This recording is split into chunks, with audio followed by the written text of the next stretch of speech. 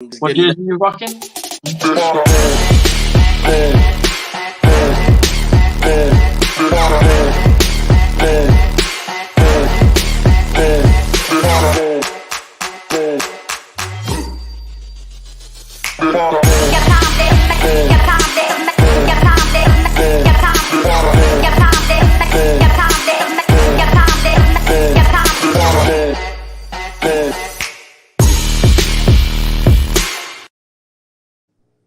Hello and welcome to the Bucs Report presents Pregame show. I'm here live with AJ Turnup, Buff Curry, my man. What's How you up? doing, brother? I'm doing all right. Just getting ready, getting in my zone for this game right here. This is not surprising, but this is a big one, Yeah. and it's a big one for all the wrong and different reasons. But Mm-hmm. needless to say, it is still a big one. This is a revenge game. We're actually 0-3 since Brady's been here. The last time we beaten the Rams was 2019 with Winston. Yeah, and that was when Shaq Barrett had his great season with 19 and a half sacks. Yeah, so it's time. It's It's hard to time. it's hard to believe that Brady has not beaten the Rams. Yeah, that's pretty insane, but hey, it's where we're at right now and it's what we can do to fix it. So this is Exactly. a big game for us because we're ninth game into the season now, so it's a harder one to come back from if you're looking from the win loss column. You Yeah, go, you end up going 3-6. That's a real your playoff starts right now. But we do yeah. have a couple of guests in about 7 more minutes. We will have Carter Brantley from creative loping.com and the RBLR podcast. And then later on, we have Garrett Ballard, lead sports writer for Sports Talk Florida, and Bucs Report, also a co-host of the Creamsicle Chronicles. All right. So give me your defensive turn up and give me Okay. your offensive turn up. What do you want? Defensive turn up. I'm actually gonna put it on Levante David. I need Levante to turn it up, not just for his sake, but for the sake of the team. As you said, we are lacking that leader in on that squad right now to influence. So I need him to turn it up to another level where when he's out there producing, the accountability spreads because you already know Devin White has been catching a lot of flack, and Mhm. for whatever reasons, it could be rightfully so or unrightfully, or whatever. It is what it is on that. So on defense, I need Levante to set the example. I need him to go, okay, guys, when they run the ball, it needs to be a tackle for loss. Make the tackle, not the highlight. Your duty Mhm. is just to make a tackle. Fundamentals. So for defense, I need him to do that because he's gonna have to be that reason because Winfield's out. So I would have turned to him because I feel like he's gonna be the new guy once Yeah. Levante. So that's my defensive turn up. I need Levante to turn it all the way up. I need him to take it back to 2012 Levante. Yeah. I need him to take it back. Take it up. I agree with that. I would probably say the spotlight for me is more on Devin White because we need to see him turn up. But I see where you're going with it because he is the de facto leader, and I know Devin White is too.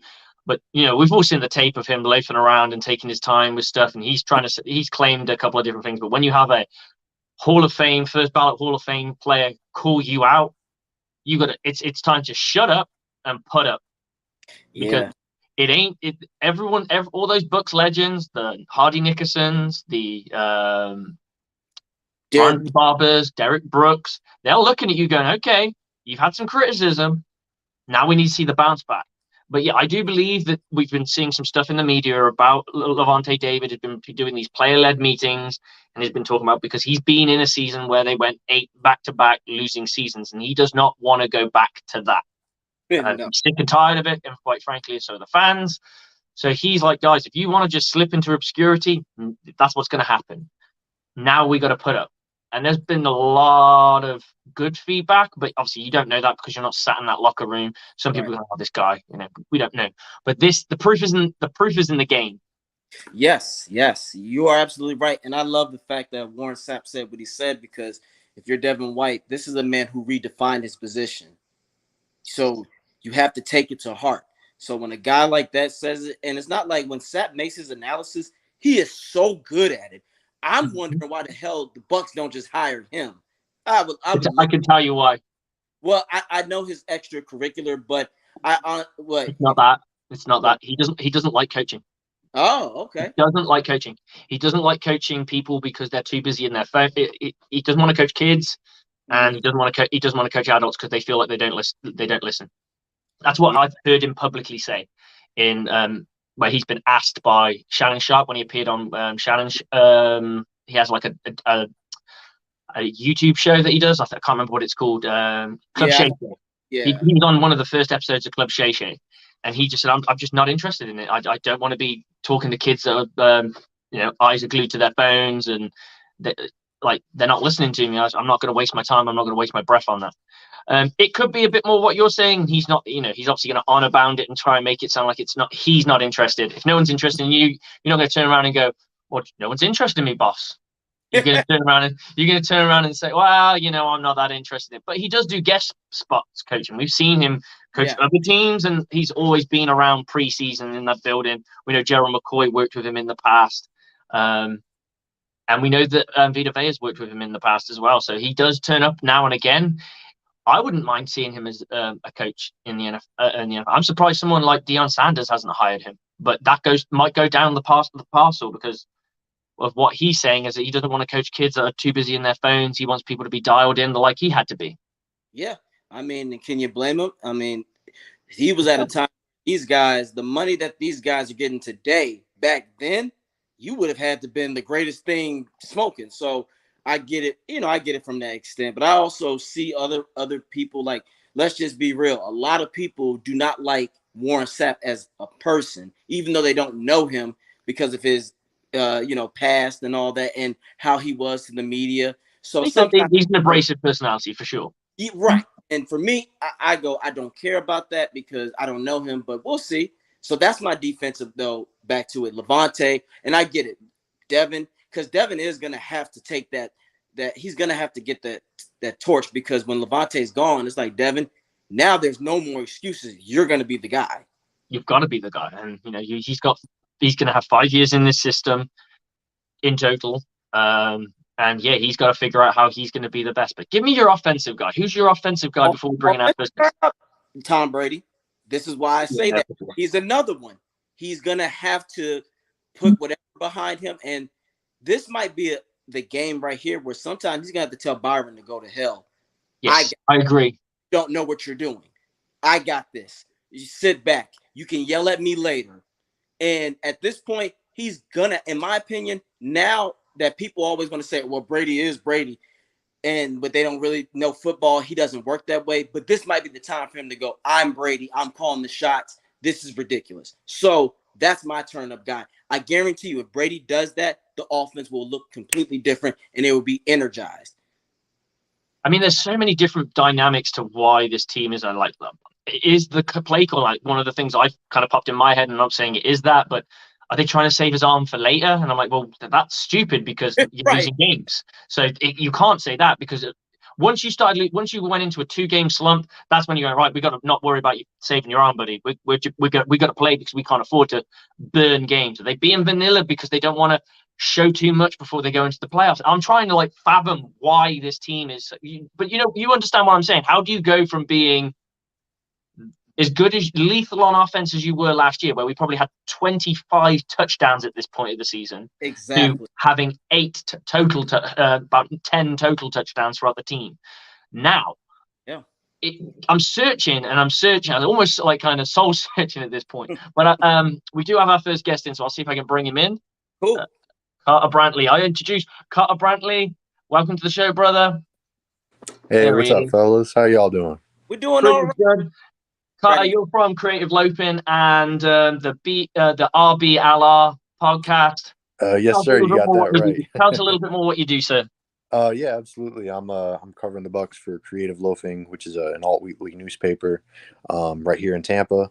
I'm actually coming at y'all live from Tampa for once. I'm usually either at the stadium or in Winter Haven, Florida, in my apartment. But yeah, I work for Creative Loafing. They do great work in other actual journalistic aspects other than just sports.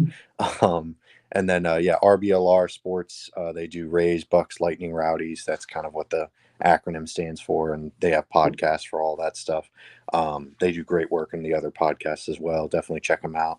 So yeah, thank y'all for having me on. How's it going? Y'all excited for the Bucks Rams?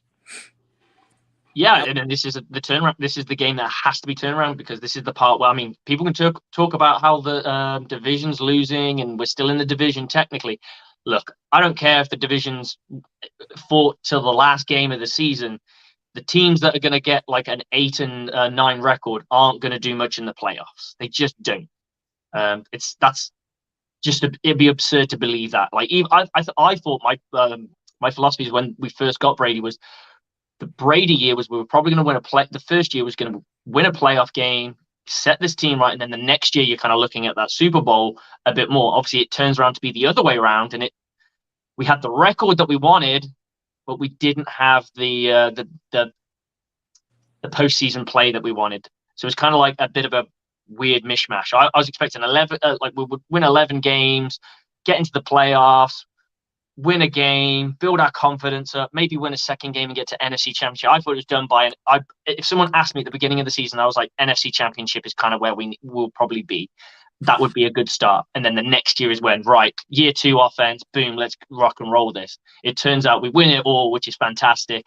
And then we kind of stumble a little bit and it doesn't go our way. Yeah, for sure. And they're playing the team that knocked them out last year with that big time Cooper Cup touchdown. Yeah, it's although he's dealing with that ankle injury today, so I mean it's definitely, like you said, a turnaround game, a potential for the Bucs to kind of bounce back. But then again, I mean, shoot, I mean I got this Bengals shirt on. They're beating the Panthers 35-0 right now, and the Bucs lost to the Panthers. So you got to beat team when you go against a weak team. You got to beat them like a drum. Right, and I don't think you the Bucs can't really afford to let a team in, because once a team gets a little bit of confidence, that can really spark somebody. And there's been turning points in our game where we've been real tight, and the game is tight. So we're like, okay, we've got this, but we're only up by a touchdown, or we're only up by 10, and then all of a sudden, boom, they get a touchdown. They spark to life, and then the Buccaneers are having to play for their lives just to try and stay in a game, or more the defense from the defensive side of the ball. And we've been allowing teams like, I mean, I can't talk about the Carolina Panthers, but we talk about that Falcons game. They weren't in that game until the fourth quarter, and then all of a sudden, we're coughing up points left, right, and center. They could be talking about having a 28-3 kind of comeback type of game, and that would have been embarrassing for the franchise. For sure, yeah, especially against the Falcons after the first game of the year, they blew that miraculous lead to the Saints. I don't know if y'all watched that game, but that was pretty. Yeah, that was pretty tough to watch. Just as a person who enjoys watching good football, it was it was not that. Yeah, I mean, yeah, like you mentioned, you can't allow bad teams to stay in games, because as bad as these teams are, they're still NFL teams. They're still professionals. They're still getting paid, just like the Bucs players are. So if you let them stay in the games, get confidence, they'll get hot. At some point in their lives, they were the big shot. High school, college, whatever. So they all certainly have the capability to kind of turn it on. I mean, shoot, PJ Walker was having the game of his career against the Bucs, and now he just got benched for Baker Mayfield in the first half. Against the Bengals. That's the NFL for you. So yeah, I mean, this Rams game's gonna be tough. I mean, just because of the Bucs are playing that poorly. Not even because the Rams are that good, because the Rams are bad too. Shoot, I mean, you talk about 2 preseason Super Bowl contenders that have just been massive disappointments, huge letdown seasons so far for both of them. You could argue that was going to be an NFC Championship game again. Absolutely. This could definitely have been an NFC Championship preview, but now it's like, do either of these teams even make the playoffs, which is just shocking. Yeah, both Matthew Stafford and Tom Brady look like they're on their way to the retirement home. It's tough to see that. Yeah, for sure. Yeah, it's tough to see that for sure. Yeah, just the Matthew Stafford throwing system just really baffles me. It's like Cooper Kupp and Tyler Higbee, and then No one else. Like Allen Robinson might as well Yes. just be getting cardio. Can I jump in on that? I'm going to tell you, Matthew Stafford has always been what I've told people, and now people are catching on. He's a B average quarterback. He was surrounded with A+ stellar offensive cast. And this goes back to his Georgia days. Do you remember who his running back was?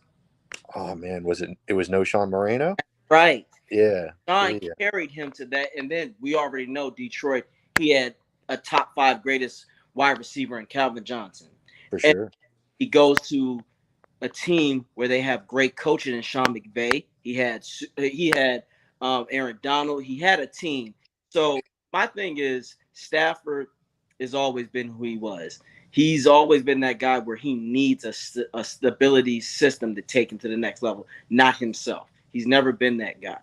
Brady, on the other hand, I'm going to go with what Slick said. I think the first year, you know why the reason we won that Super Bowl was because the players had more in them and they were hungrier. And coaching at that point was able to have swallowed their humility and compromise. Because after that Kansas City game, Arians and Brady, I guarantee you, both came to a compromise, but they both still had the same desire.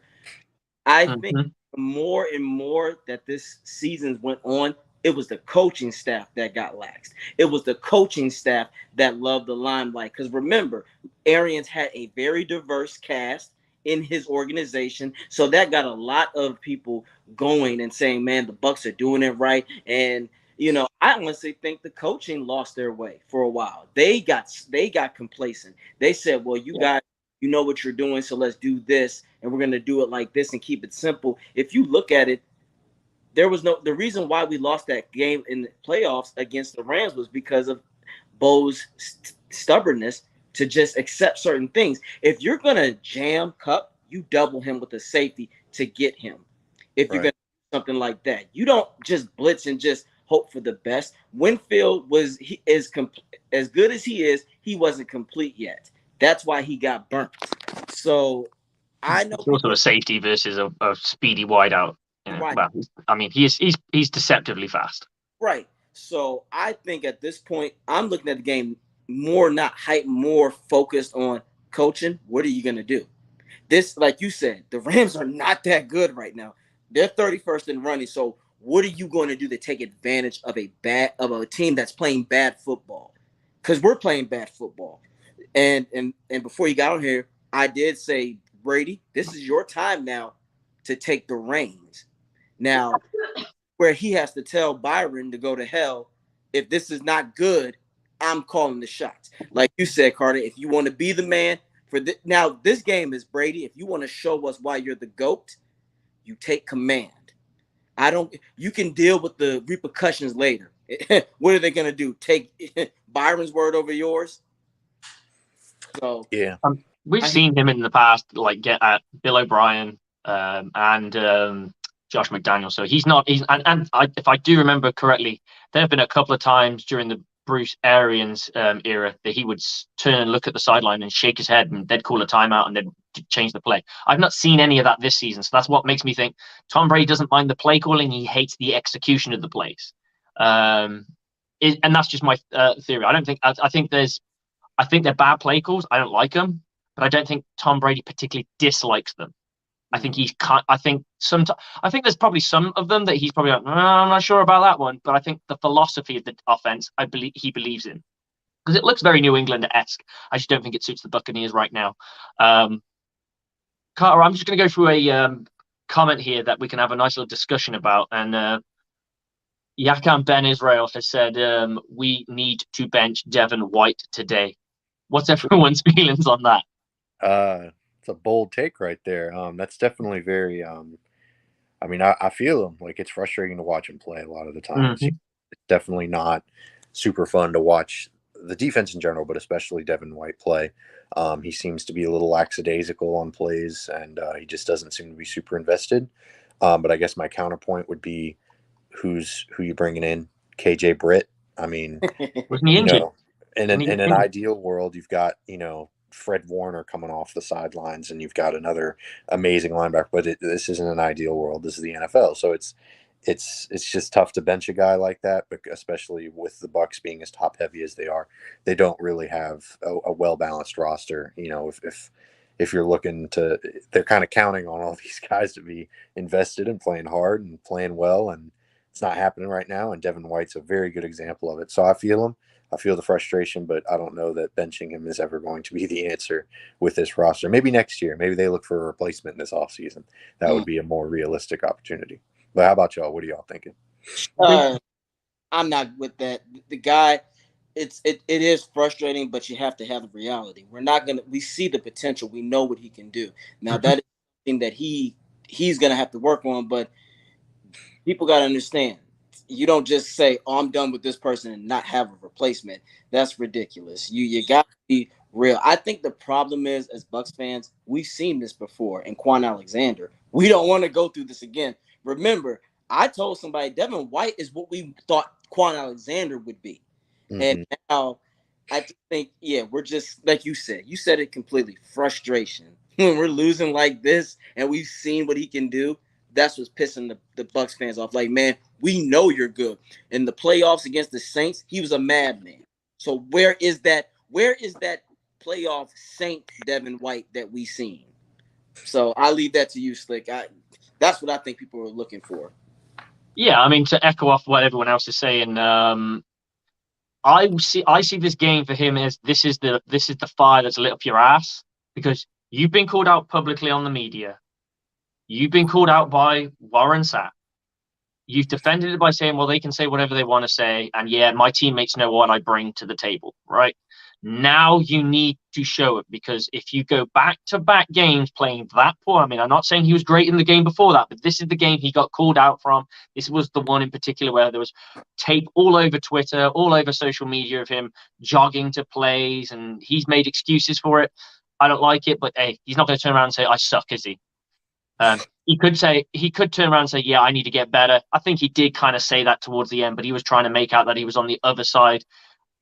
I don't buy the other side thing, because he's an inside linebacker. He's about 3 techniques away from Levante David, which is roughly about 2 feet. That's not the other side of the field. You play behind the guard. He's probably in a 30 technique. He's not the other side of the field. He's not. He had linemen outrun him. I'm sorry. I'm not. You're telling me that Raheem Nunez-Roches is faster than Devin White, who's just been blocked by somebody? This guy has made contact with somebody at the offensive line, read the play, shedded the block, and is moved to chase, and Devin White is behind him. If Devin White was eaten alive by a center or something like that, I'd let it go. But he just jogged. But that's neither nor there. The fact of the matter is, he's been called out. Now you got to show up. Now you got to silence them critics. What are you going to do about it? Because there are going to be games in your future. The NFL now is a media-driven world where we all have an opinion. Like now, I know you work for the media. I don't get paid a dime doing this. I know AJ doesn't get paid a dime for this, but we have this platform where we can talk about it. We get viewers, we get likes, we get clicks. Yeah, we do articles and things like this. We do shows. So everyone's discussing it. Now you need to change the narrative, and that's on you. You can do that. You can turn around, oh my God, Devin White showed up. I hope this Devin White stays. And he's like, okay, now I know what gear I need to get to. Because sometimes he starts the game well, and then he just fades. Because I thought in that game he started well, and then by second quarter he looked lost, like really not very confident. But hey, Carter, I know you got to leave. Is that correct? So I'm going to let you go. Tell us where we can catch you at, brother. For sure, yeah. Catch me at Creative Loafing or RBLR Sports, or right here on Bucs Report. Excuse me. Got Carter's Corner, and appreciate y'all for having me on. Hope you have a great rest of your show. I'll definitely be tuning in. Sayonara. Carter, pleasure. Take care. Much appreciated, brother. Thank you. Look, I need him to wear our opposing team's jerseys. I mean, gear. Yeah. So for the rest of the season, he got to do that, because the Panthers are getting stomped. They're getting stomped. It was 28-0 before halftime. This is why us Bucs fans are pissed, because it's like, this team that you were way better. Yes. You were way better. So what was? Oh man, it's like, come on, guys. we don't want to do this. This hurts more than the lost years because you have the team. We were frustrated then because we didn't know where direction we were going. We know the direction now, so you can't lose. The Rams. I don't believe in them. Now, of course, a lot of people are scared about Aaron Donald. You double him, and then sometimes when you're doing a passing play that's taking a little time to develop, Fournette, Chip. I don't think people realize the size of Fournette. He's a 6'3" guy with a broad body. He'll be able chip on his shoulder. He likes to hit people. Get his shoulder in. He'll be able to take the likes of a Donald and a Chip. Chipping is so key on. That's why certain quarterbacks can get that extra second and rip a defense apart. Chipping is where it's at. Like you said, if you don't need a running back, get a tight end in there. He's fast. It can do it. That's what I was going to say. And you've got to. I said in mine, you've got to be creative in your blocking scheme, because Big Game James did his 3 keys to victory, or 3 things. It is take advantage of the poor version of Stafford that we've currently got. Need to take advantage of that. Need to stop Aaron Donald and just execute the game plan. And I'm like, yeah, I agree with that. But I've got another one that I wanted to add to that, but we'll get to that. Contain Cup. You've got to contain Cup on offense. Double him up, high, low, whatever you want to do. Just double him. Have someone underneath him, someone over the top of him. That blanketing safety. They don't have anything but him. Make him have to find somebody else, because then you're going to make him. His first read's always going to be Cup. So he's going to. Ball goes up. He's looking. Cup. I can't get Cup. Now I've got to go and find somebody.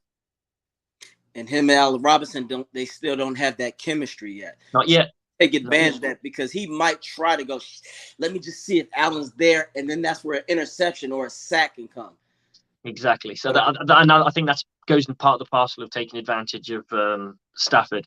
But with Aaron Donald, I said you need to get creative in your blocking scheme. So I don't mind if they take a Cade Otton, put him into fake motion, and then he just goes and hits, or goes and chips himself. Or go with. I'd like to see a little bit more of Cade Otton, to be brutally honest. We know that they will move that their part of their blocking scheme that they will do. They will move Aaron Donald around. Aaron Donald on paper is a defensive tackle. He plays every single technique on the line throughout the game. He is not he's not a nose or a free tech all the way through the game. They will move him around. Why? Because he will find the donkey. There's a donkey on every single offensive line. He'll find the donkey, and he will abuse the donkey. And if the donkey's got help, that means the second donkey doesn't have help. So then you go and attack him. And the Buccaneers need to be mindful. And what I would turn around and do is say, right, we're going to put in a tight end. Doesn't matter where and I'll have Brady on this. If Aaron Donald lines up on the other side, the tight end goes and lines up on that side. He follows him. He's always bringing it. And if he lines up in the middle, then you just shuffle him across and he's chipping, or he's adding that extra pass protector. Let's go max protect. Look at what happened in the Super Bowl with the Bucs versus the Chiefs. And the Chiefs, I was told by every single Chiefs fan that Travis Kelce is one of the greatest blocking tight ends in football. And Pro Football Focus had him listed as one of the greatest blocking tight ends in football. And that's absolutely fine. So why didn't you take the greatest blocking tight end in football and help him protect Mahomes? Exactly. When Mahomes was getting his ass kicked by four-man pressure. And getting stomped. Well, and remember, this is why sometimes I don't take those stat people serious, because one of the greatest, I call bullshit big time. You want to see some great tight end blocking. Do you remember Gronk against the Washington football team in the playoffs? He single-handedly took Chase Young out of the game. I was in awe, because this guy, and that's not even a prime Gronk. Can you imagine what a prime Gronk would have done? Oh, Gronk is a guy with his hand in the dirt. Gronk isn't. You won't see him in the slot. You won't see him in a nasty set. You'll see him connected to the tackle at all times. I don't think I've rarely seen him in the slot. But whereas he can still kill you, because he has just enough size and speed. He has just enough speed to accelerate. and you throw it up the middle, and he knows how to use his size to really be a disadvantage. But that's what I'm saying. Like you said, Travis, he is going to be that slot guy. But like you said, he's not hands in the dirt, because if he was, the coaches would have used him that way. You know why they didn't do that? Because they also know a guy who's not a hands in the dirt, you don't want to get him banged up. You don't want to do that. That's what happened. You know, look at Brate. Look at other guys. We know not to use him to be nitty gritty. Every tight end is not like that. But I like Auden, like you said. I want to see what he's like in passing. I think he's very fluid, and a lot of teams are not worried about him yet. They don't. No, and that means you can go under the radar and make some noise. Exactly. And it's always those guys that, you know, when you go for those, you go for those paid fantasy groups. Yep. And the way you win those paid fantasy groups, it's not by pitting. They give you a set amount of budget, and you have to buy the players. Yeah. You've probably played it before, right? Yes. You ever played that? I've done it once or twice. I'm not very good at it, if I'm brutally honest. Me neither. But the key to winning those things is you've got to find the cheap players that perform, and that's difficult to do, because guess what? Any player that's hot is worth a lot of money. So it's finding like the guy who looks like a donkey but is actually a Pegasus. Yeah. Auden is Pegasus, because I think of speed. Can you imagine, like, near the red zone, give it to him in a seam route? Because they're not going to expect that. They're going to expect, Auden most likely will just do a quick out, or maybe he'll be a blocker. He's got enough speed where he can break through, and it's over. You want to use. Sorry, good. You just want to use him. He, like you said, he could be the what I call the silent assassin. Yes, for sure. Yeah, I think with one thing I would have liked to have happened in the offseason is Gronk say that he wasn't going to come back a bit earlier. Maybe he could have come in and helped coach up this kid. Yes. And how get an Auden to a level. Because imagine if he could go like, this is how Brady likes this. This is how Brady likes that. This is how Brady likes this. And just help develop him as a Brady player. And he can maybe do some of the things that Gronk could. I'm not saying he's going to out replace him, because it could take years. Yes. And he's a 4th round pick. He's not going to just fly off the radar and get himself a 800-yard season with 8 touchdowns. It's just not going to happen. No. But what you can do is make him in awe of that player. And he's like, this is how he likes it. Get that block and release that he's so good at doing, where he sells the block, they all bite down, and then he releases, and boom, he's running for a touchdown. And that's the kind of stuff, if Brady can get that rapport with him, he will fly under the radar, and all of a sudden we'll be talking about a game as Cade Otton has 100 yards and 2 touchdowns. Like, wow, who is this guy? Exactly. And the broadcast will be like, yeah, he's really, really good. He came out of this, and you know how it is.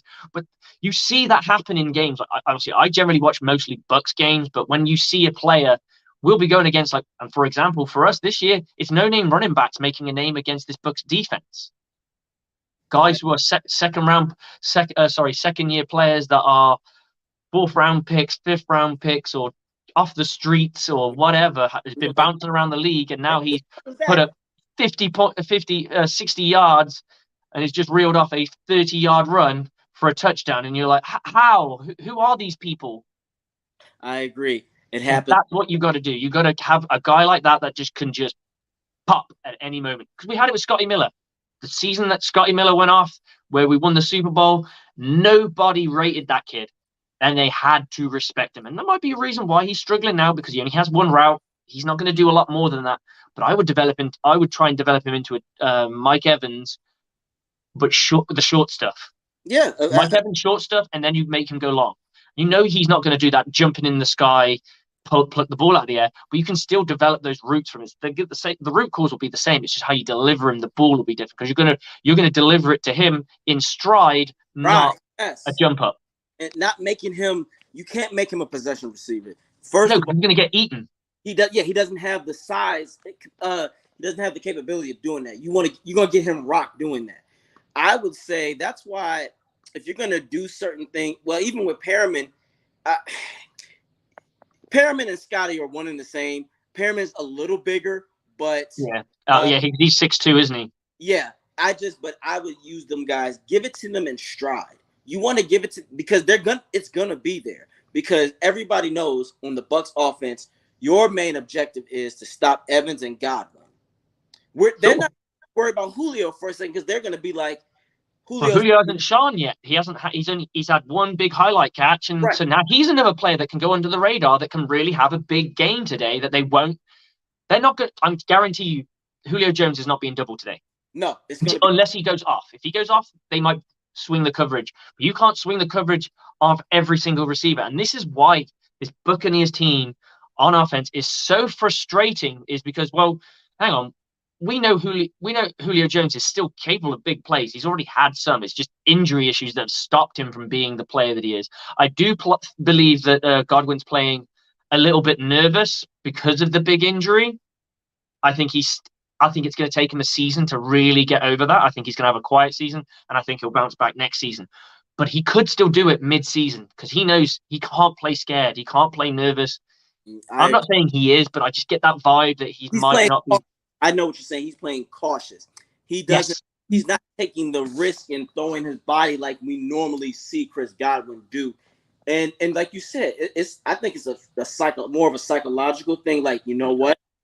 But I agree. You're right though. They're looking at Julio. People are looking at Julio right now for the Bucs as a decoy. They know shut down Evans, double him, take the rhythm between him and Brady out, and that's it. And then also, did you see when the Ravens said it's the same play? We know what they're doing. I was in bed. There's no creativity on offense. Yeah, no creativity. So I would say it's not the plays, it's not the playbook. What it is the play calling's becoming predictable because you can guess what they're doing. When you can guess what someone's doing, it's a little bit easier to defend it because you can put in a beater for that. If you know someone's going to run full verts, you're going to put it. If someone told you the play, they go, I'm going to run full verts against you, stop it. Okay, guys, we're going to do this. Done. Did you get it? Nope. Because you're going to have to out athlete me, and that's not going to be easy because I know what you're doing. So when your run scheme and your play scheme becomes so predictable, and your play call, this is what they do on third down. Now you're going to have to chuck in. If I was Byron Leftwich, I'm chucking out my play calling and going, let's just play with it. Let's play a bit of stupid football.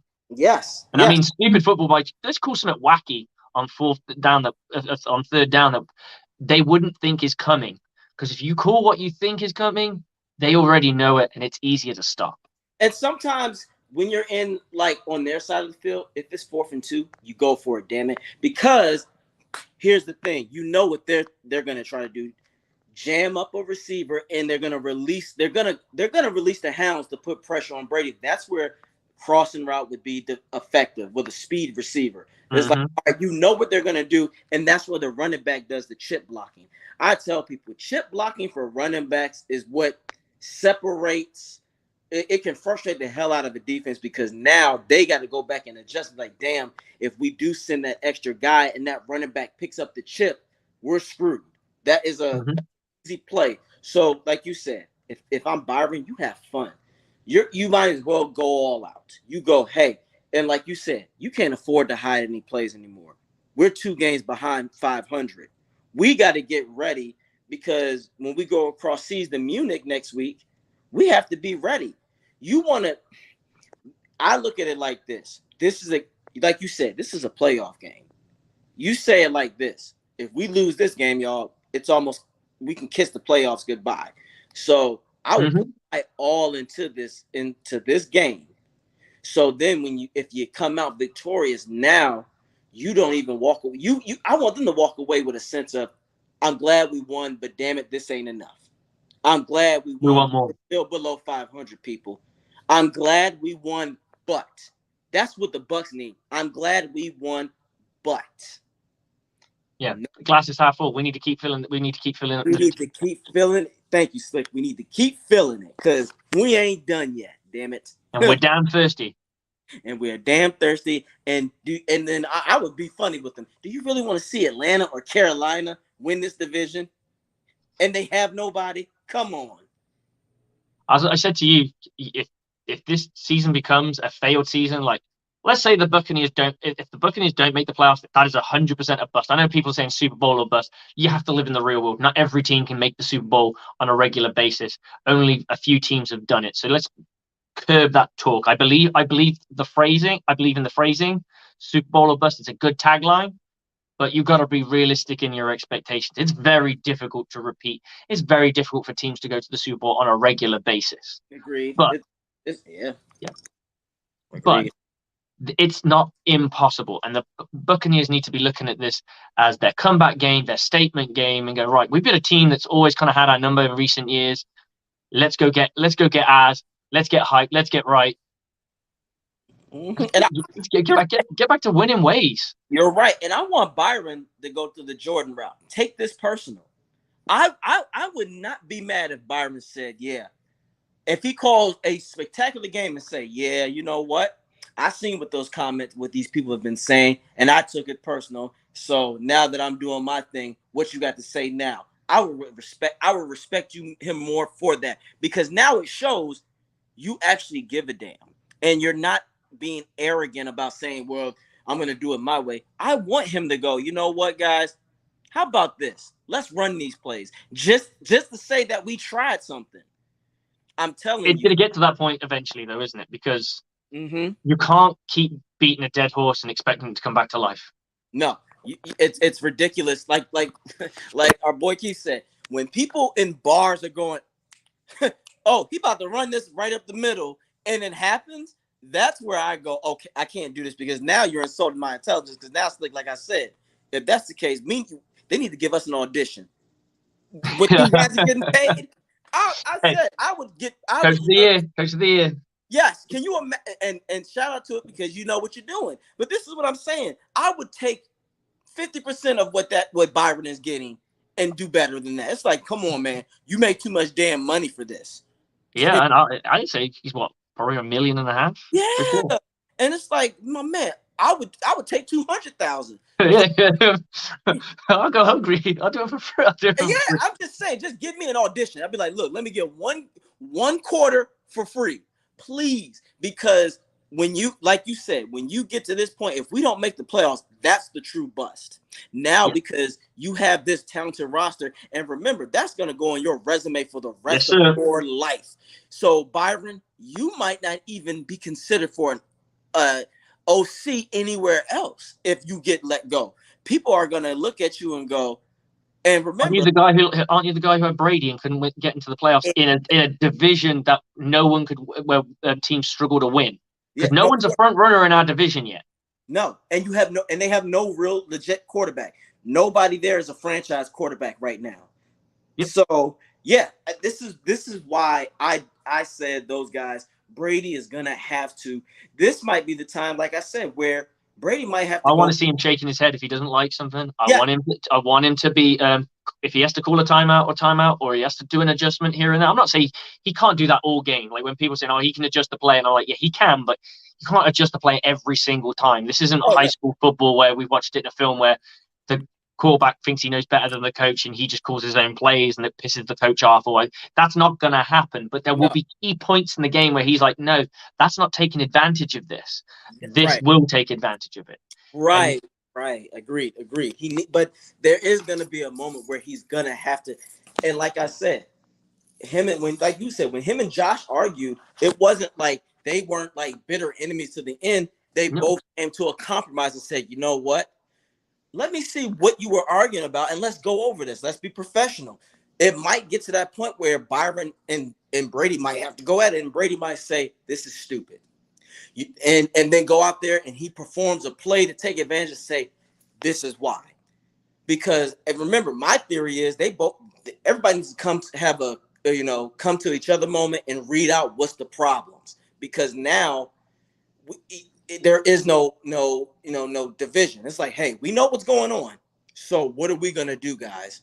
Are we going to continue to have our egos, or are we going to just say, you know what, this ain't working? Hey, Slick knows what he's talking about. Hey, Slick, can you show me what we should do on this defense right here? Because this offense is kicking our asses. AJ, can you tell us how to utilize our talent on offense? Because you have 4 receivers that are literally mismatched nightmares. Mm-hmm. So we got Garrett Ballard coming in now, lead writer of Sports Talk Florida and Bucs Report. Welcome to the show, Garrett Ballard. How are you today, sir? I'm doing good. Can y'all hear me? Yes, Yeah, sir. we got you, brother. Perfect. How are y'all doing? We're doing Yeah, not great. too bad. Great. So you do the Creamsicle Chronicles. You're You're one of the lead writers for Bucs Report, and you also write for Sports Talk Florida. What's the biggest talking point for journalism right now in Tampa? Ooh, yeah. Can the Bucs get back on track? Really? I mean, that's what it comes down to. Pretty much what the fans are thinking. Yeah, really. It's there hasn't been a lot of good football played on the side of the ball the last couple of weeks. There's been a lot of criticism about Byron Leftwich, rightfully so. A lot of people talk about the trade deadline, the inactiveness, and if people have been a bit upset about that, what they think.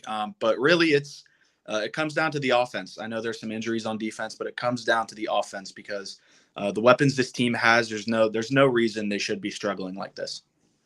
Absolutely. I mean, we touched on it earlier that do these guys want that on their record? Imagine being a Byron Leftwich and the Buccaneers don't make the playoffs. And let's say, for the sake of argument, they do decide to part ways with him because he's probably the easiest person to part ways with. Let's say, hypothetically, they do part ways. How easy is it going to be to get a job as an offensive coordinator when you were an offensive coordinator of a team that won a Super Bowl, but then you got the shot to be completely unadulterated in the play calling scheme that you wanted to run? You had no rep and you had no Bruce Arians over your shoulder. You are now the man, and you take a team that has Tom Brady, Mike Evans, Chris Godwin, an aging Julio Jones, a Russell Gage, Leonard Fournette, Cameron Brate, and you sputter to 8 and 9. Yeah, and don't make the playoffs. It's pretty damning, isn't it? Like, I mean, we've seen this kind of theme of this predictable play calling kind of come up over the years, and then it kind of goes away for stretches, but then it comes back and you're like, oh, I don't like that, but they've changed it in the past.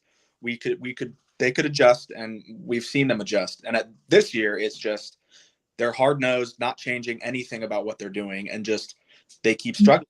They're like, I wonder why this happens. Well, you can pretty much see why it happens every week, because first down runs, they put themselves in second and long, a pass. If it's incomplete, that's a third and long. Done. Yeah. They have the the fourth most third and long attempts in the league, and they're converting them at the worst rate in the league.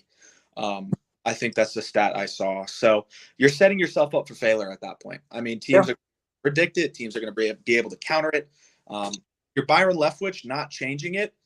People are going to see that. I think his best chance to get a higher head coach was last year, and then people were thinking, oh, this guy was a head coaching candidate. He's going to come back with the full playbook at his disposal and do great things. And then he came back with the full playbook at his disposal and limits himself and his team. I don't think there's going to be anyone that takes a chance on Byron Leftwich past this season if they don't turn it around immediately. Yeah, Garrett, I would like to ask you this, because we always talk about this. My thing is, wouldn't you like to see the Bucs run more crossing routes and then run the spread with their receiving core? And mind you, I know the first thing people say when it comes to the spreading scheme is, well, they don't have a good enough line. And I say this is where chipping would come in with the running back to give him that extra second. Why do you not feel that Byron doesn't take advantage of the receiving core using those schemes when he has the players that can execute it? Yeah, I mean, that's a great question. I mean, when you hear you have a bad offensive line, the first thing that comes to mind is you have to get the ball out quick. And they run these deep passing concepts, dagger, just like 25 yards down the field, where it takes a little bit for the play to develop, and you just don't have the time. And with a young, inexperienced, inconsistent offensive line like the one we have now, it would make a lot of sense to run a lot of mesh, a lot more RPOs. Not really. I mean, Brady is limited in his movement, obviously, so you can't do a ton. But wide zone. West Coast. We drafted Luke Gedeke. I know he's hurt right now, but the scheme they ran at Central Michigan was a lot of what, like he's on the move a lot. He's running, and even our running scheme, it's up the gut, big power stuff that just doesn't really complement our style of players that we've been accumulating over the past couple of years. I mean, you look at what San Francisco is able to do with Deebo Samuel. I think Chris Godwin could be used in a very similar role to that if they want to do that. But they keep just going down the field, and you see glimpses of it working. I mean, that dropped pass that Mike Evans had in Carolina, that was a deep pass that obviously should have gone for a touchdown. They had a deep pass last week against the Ravens to Mike Evans again. You see Mike Evans working downfield, consistently getting open, but it just doesn't happen often enough. Like they take these deep shots and then they result back to running on first and second down and just going for little underneath patterns short of the line to gain. Mm. And there's a lot of release to the running back, which is all well and good. I'm no problem with it. But I think what you were saying, AJ, about the whole chipping thing, this is where you use the chipping to your advantage, because sometimes he's going to chip, and sometimes he's going to release. Sometimes he's going to fake chip, and sometimes he's going to release. That will open something out, because you'll see a linebacker will bite on that. He's gone in for pass pro. Right now, I can go and I can take my drop. Well, then you're creating separation. He releases. It's a bit like the Gronk delayed route that he runs, where he runs to block and then breaks off into a route, and then they throw the ball. And often than not, it was something that Peyton Manning did with his time in Dallas Clark, and they got a lot of touchdowns out of it. I'm not saying that's going to work, but what I'm saying is you're giving a counterpunch to something else. So they're doing this. So once you see something happening, I call it bread and butter. When you see a team's bread and butter, and then they have a counterpunch for it, which means does the same thing. So he goes in, he's releasing. I'm going to stick with him. That's not a problem. We cover that. Oh, now he's staying in pass pro. Mm-hmm. Okay, well, we know what he's doing. Oh, now he's not in pass. He's in pass pro, but then he releases late. It's like delayed blitzing. Yep. I'm not saying you can do it all the time, but you can use it as a 1-2 punch here and there as a counter. Just something different. It's the same with motioning the tight end around for protection. All that kind of stuff can be done to make life a little bit easier. And it's stuff that the Buccaneers don't seem to do. Yeah. When we talk about how predictable they are, in years past, they've been a little bit predictable here and there, but they were able to get success. You can be predictable if you're constantly getting success. Right. You can't be predictable when it's not working. Yeah, I mean, just to go back to that blocking point, I mean, they drafted Ko Kieft. That guy is an outstanding blocker. They've used him sparingly, and I think with the left side of the offensive line, particularly that left guard position, you're going to want to help out that interior as much as you can, especially today when you know who's going to be matching up with Leverett the entire game. Mm-hmm. That's going to be a tough matchup. You have to help him out. Either Donovan Smith over to get two hands on him and then putting Ko Kieft on the end of the line at the left side, helping him block down, or you scoot Robert Hainsey over and do it from the right side. Whatever way you want to do it, you need to get your running backs and your tight ends involved in the blocking game significantly if you want success. I agree with that. And there's so many creative. We touched on this earlier. I don't know if you saw, but we were both basically saying you're going to have to get creative in your blocking scheme for someone like Aaron Donald, because Aaron Donald isn't just a free tech. He isn't a nose. He'll play every single technique on that defensive line, and he's looking for a donkey. And once he finds that donkey, he's going to abuse that donkey, and he's going to beat it until he gets to Tom Brady. That's how it works. That's what you do. You got to find the donkey on every single offensive line, because every single line has a donkey or a player that's more like a donkey. And that's what they're going to do. So you need to get creative. You're going to maybe have to motion a tight end over. Maybe you get a chip. You get a chip from Leonard Fournette. But you need to do something that just gets them guessing, and then they have to change what they're doing. At the moment, we're very content with doing the same old. And it's embarrassing to see NFL mic'd up show people, coaches and players calling us out, going, "We know what they're doing. We know what they're doing. They're going to do this. They're going to do this. They're not going to beat us." And I know that that's kind of NFL jargon to a degree, but it definitely looks like it too. Yeah, I mean, it's very obvious that teams understand the Buccaneers offense and know how to defend it. I mean, every team in the NFL, you turn on a quarter of tape and you're like, okay, they're going to run on first down. They'll throw the occasional play action maybe once every quarter on first down, but it's majority first down runs. And know past that, because Leonard Fournette, we know, hasn't been himself this season. The offensive line is struggling. So you're going to get at most 4 yards on first down at most, and that's sparingly. And then 2nd and 7+, that's a passing down. You'll be able to just rush 4, drop 7 comfortably. I mean, anyone in the NFL is going to be able to defend this offense right now. And we've seen kind of Byron Leftwich going back to the first 2 drives of that Ravens game when the team looked okay, when the offense looked like it was flowing. You saw a lot of quick passes. I think supplementing the running game with quick passes to the running backs on like angle routes, flat routes is hugely successful because it acts as the same like yardage gain, but you're able to set them up for run yards after the catch rather than just running it up the middle and getting what you get, because our running backs can't really break tackles right now because there's just so many guys on them. But if you get running backs out in space and then just toss them the ball, they're going to get more yards than running. Obviously, you can't just throw it for every single down of the game, but being able to kind of find creative ways to scheme your guys open, get them the ball in space, and create more yards for your offense is how you're going to win games. And they have not been able to do it. I got one last thing then, Garrett. Say that they, of course, they can't run it every all game. How do you think the Rams defense will respond if the Bucs if they did 8 straight passes? I think that team would expect that, and then that's in a way how you could essentially set up the run, because again, that is Aaron Donald's biggest weakness. He's not a good run stopper. So if they get that, you can surprise him and startle him. This is where creativity comes in. The predictability. I would throw 8 straight passes and challenge them and say, I dare you to continue to pass rush, because there's going to get to a point, if we get success by that, that's going to wind Aaron a little bit. And here's the big thing. What if he gets winded to the point where they're passing so much they have to take him out? Because, sometimes they sub players in. Then you can really do some damage with the run. Yeah. I mean, I think Aaron Donald's going to get his. I think he's like the best player in the NFL, has been forever since he's been here. He's not going to get fooled by much, but I agree with what you're saying about passing a lot. I think the Rams linebackers are their weakest point of their defense.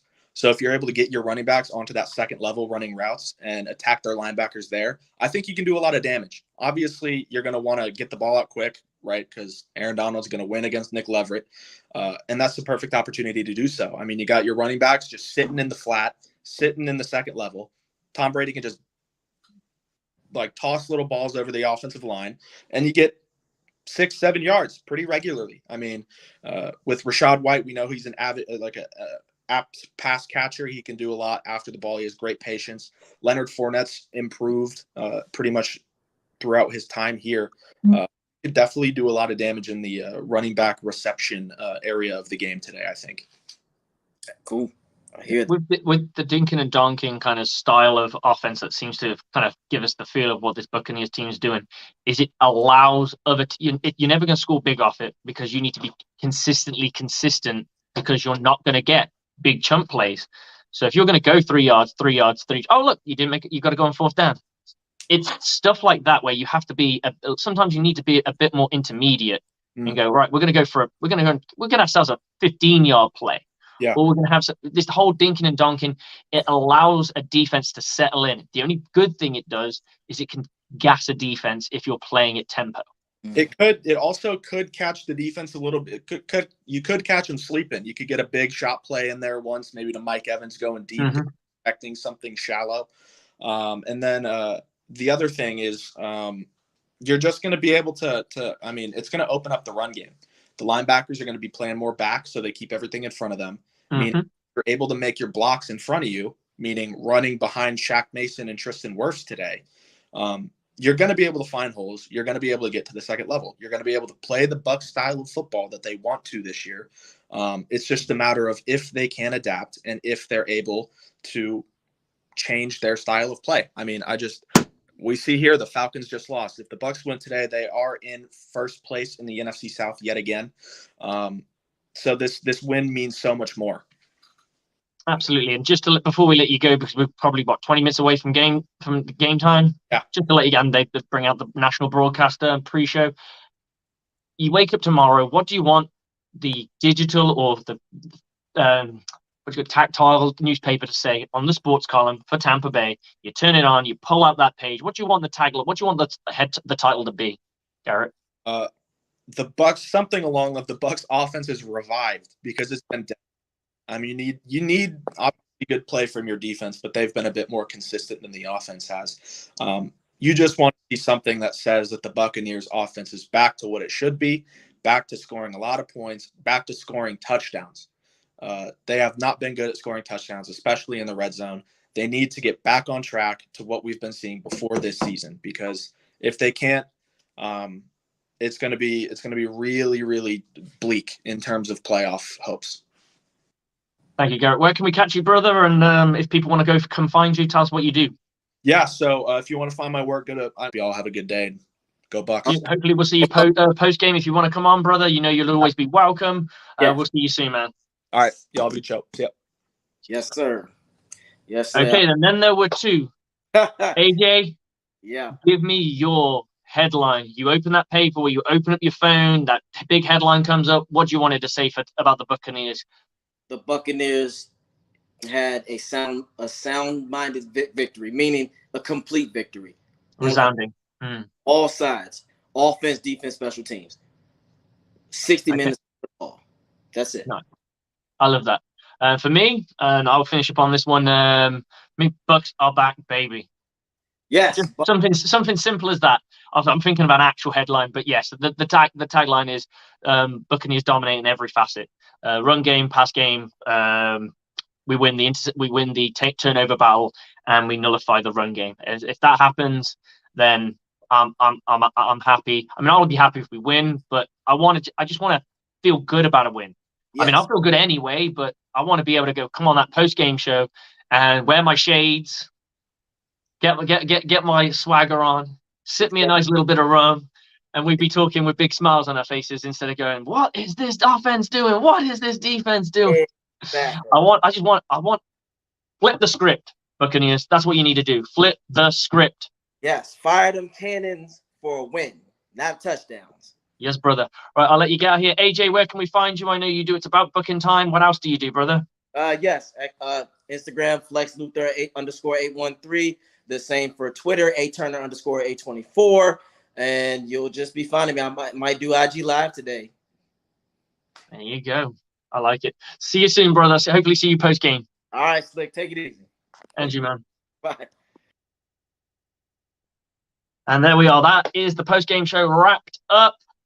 Pre-game show wrapped up. And guys, I will see you at the post-game show where we will hopefully have some fun to talk about. I'm going to grab myself some pizza, some beer, and enjoy this Buccaneers game. Let's go kick some ram ass, baby. Bucs on me. Bucs on free. 1, 2, 3. Go Bucs!